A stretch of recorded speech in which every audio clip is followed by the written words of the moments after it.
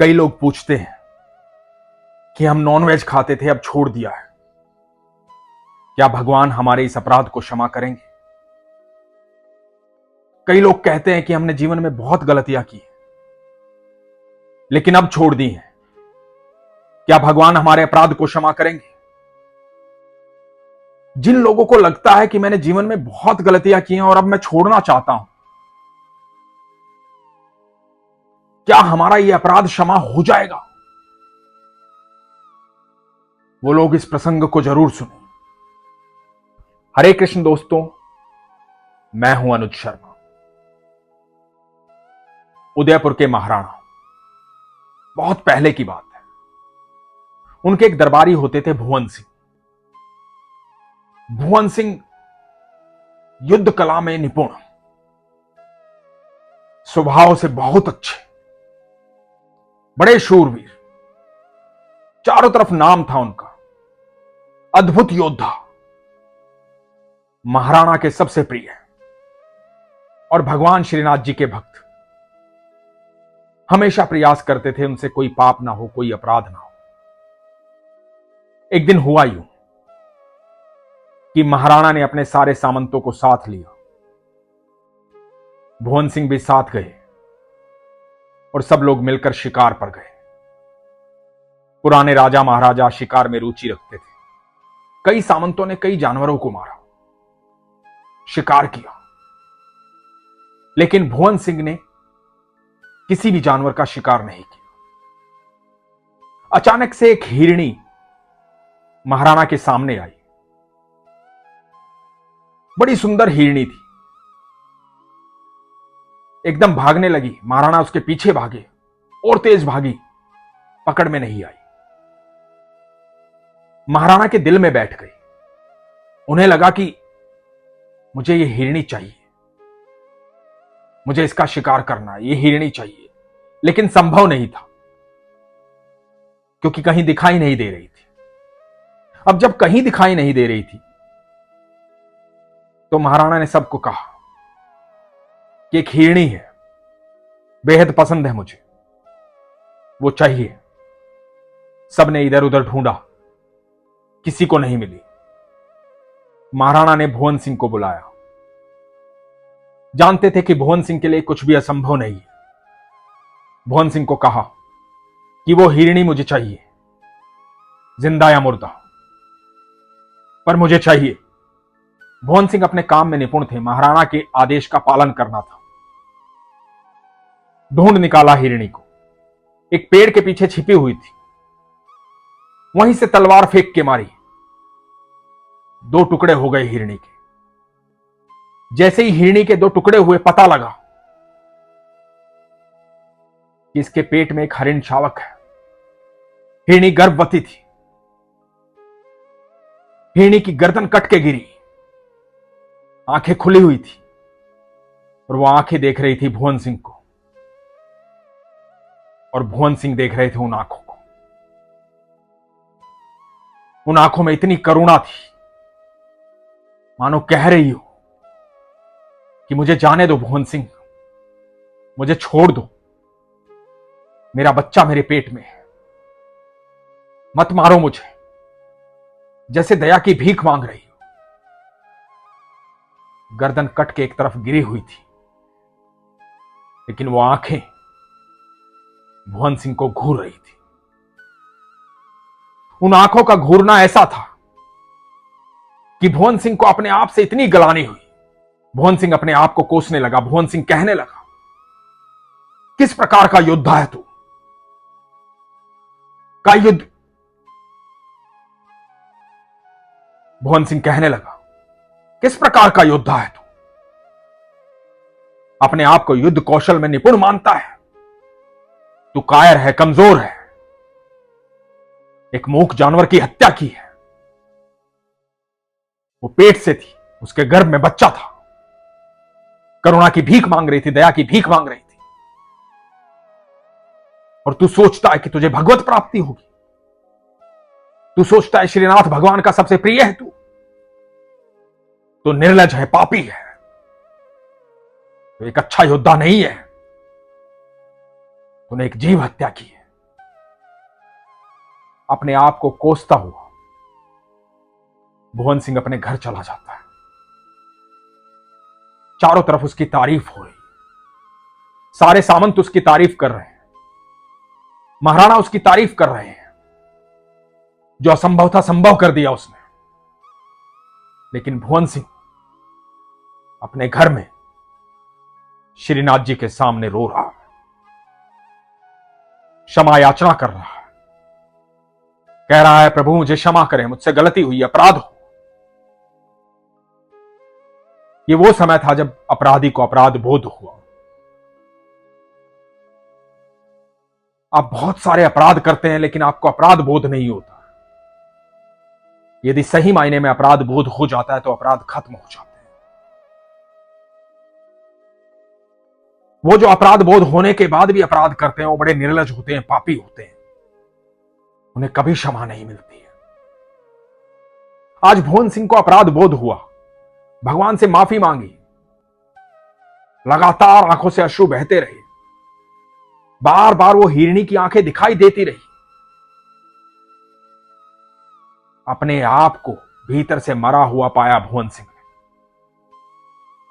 अपने आप को लगातार कोस रहा था, बार बार भगवान को कह रहा था कि मैं हृदय विहीन हूं, मैं हत्यारा हूं, मुझे क्षमा करें प्रभु, मुझसे गलती हो गई है। और यह प्रार्थना करते करते उसने अपनी तलवार मयान से निकाली और सदा सदा के लिए उसे बाहर फेंक दिया। एक लकड़ी की तलवार बनवाई, उसे अपनी मयान में रखा। इधर जब महाराणा के सामने अगले दिन भुवन सिंह आया तो भुवन सिंह को महाराणा ने इनाम दिया, कहा कि जो सबके लिए असंभव था वो तुमने संभव कर डाला। क्योंकि महाराणा नहीं जानते थे कि भुवन सिंह के दिल पर क्या बीत रही है। भुवन सिंह वहां चुपचाप रहा, कुछ नहीं बोला, इनाम लिया और चुपचाप चला गया। वो जानता था कि इनाम नहीं है, ये जो मैंने पाप किया है, जो इतनी बड़ी गलती की है, ये इनाम मेरे लिए पाप की कमाई है जो मेरे किसी काम की नहीं। लगातार अपने आप गलानी में था। किसी सामंत को यह बात पता चल गई कि भुवन सिंह ने अपनी तलवार बदल दी है, लकड़ी की तलवार रखता है, अब तलवार लोहे की नहीं है। महाराणा के कान भर दिए, कहा कि भुवन सिंह की तलवार जो है वो लकड़ी की है। कल कोई युद्ध हो गया, कोई स्थिति ऐसी आ गई जहां युद्ध करने की आवश्यकता पड़ी, योद्धा की आवश्यकता पड़ी, तो आपके योद्धा के पास तो लकड़ी की तलवार है। अब भुवन सिंह किसी काम का नहीं है। महाराणा को गुस्सा आया, लेकिन करे तो क्या करे, कैसे भुवन सिंह को भरे दरबार में कहे कि अपनी तलवार दिखाओ, क्योंकि भुवन सिंह सबसे प्रिय थे, उनको अपमानित नहीं करना चाहते थे महाराणा। कुछ दिन बीते, कई सामंतों ने आके ये बात कही, सबके बीच में ये बात फैल गई थी कि भुवन सिंह की तलवार जो है लकड़ी की है। महाराणा ने सोचा कि कैसे पता करें, तो महाराणा ने एक उत्सव का आयोजन किया। कहा कि जंगल में हम सब भोज करेंगे, उत्सव होगा। उत्सव में सब सामंत गए, सब दरबारी गए। महाराणा ने वहां कहा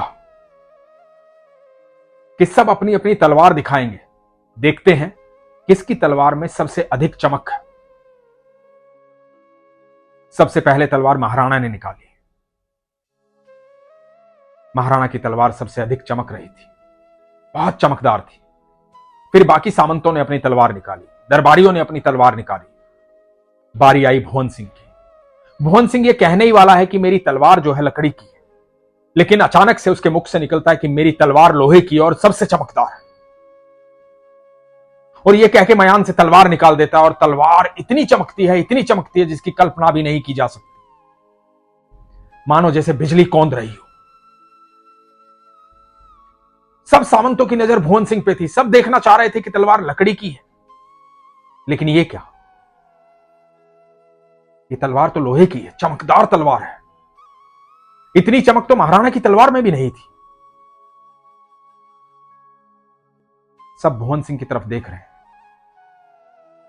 अब महाराणा को गुस्सा आता है उस सामंत पर जिस सामंत ने सबसे पहले शिकायत की थी। महाराणा भुवन सिंह को कहते हैं कि भुवन सिंह, ये मेरी गलती है, ये तुम्हारे लिए साजिश रची गई थी। मुझे इस सामंत ने आकर के कहा था कि तुम्हारी तलवार लकड़ी की है, तुम लकड़ी की तलवार लेकर चलते हो, मेरे काम के नहीं। लेकिन वो झूठ था। इसलिए इस सामंत को सबके बीच में सजा मिलनी चाहिए। अपनी इसी तलवार से इसकी गर्दन काट दो।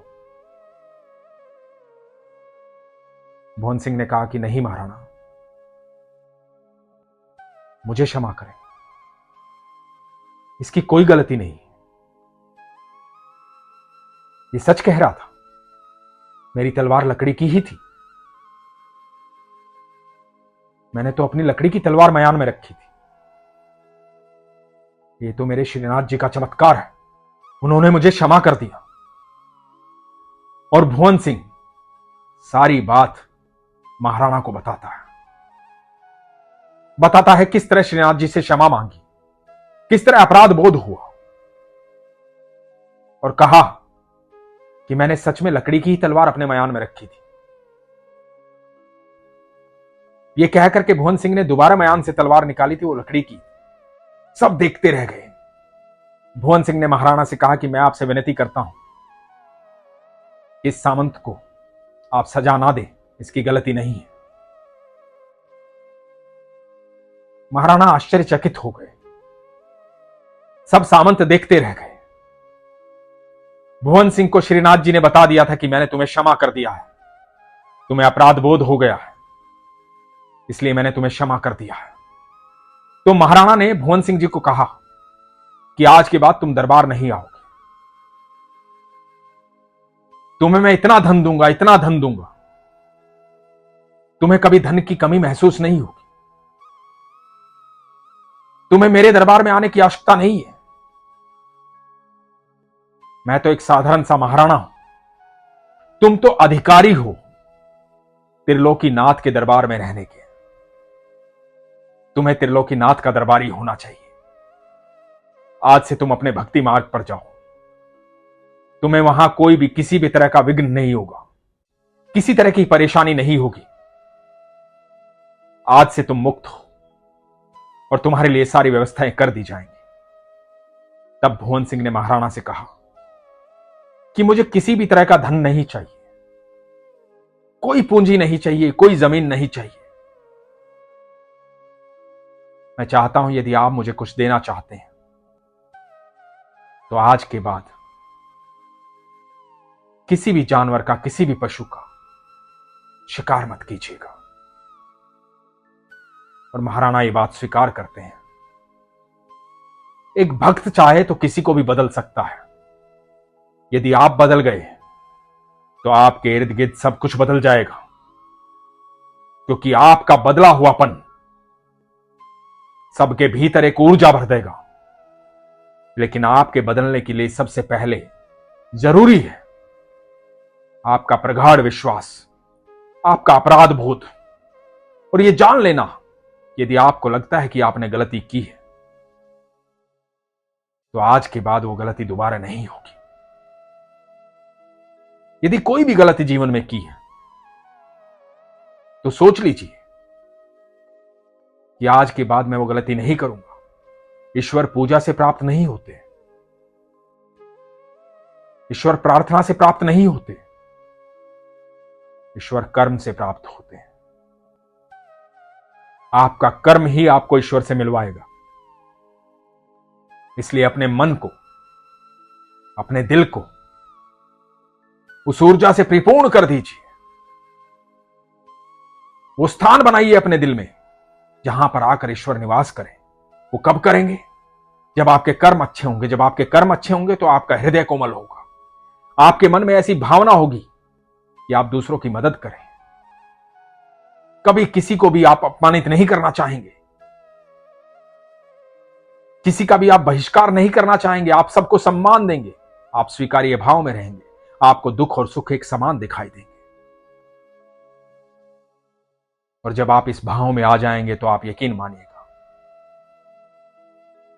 ईश्वर हर पल आपके संग रहेंगे और आपके जीवन में पल प्रतिपल चमत्कार होगा। और उसी चमत्कार को देख करके आपके इर्द गिर्द का सारा माहौल बदल जाएगा। सिर्फ आपकी ऊर्जा नहीं, आपके परिवार वालों की, आपके दोस्तों की, और जहां आप रहते हैं उन सब की ऊर्जा बदल जाएगी। बदलना चाहते हैं अपनी ऊर्जा, तो अपने विश्वास को प्रगाढ़ कीजिए।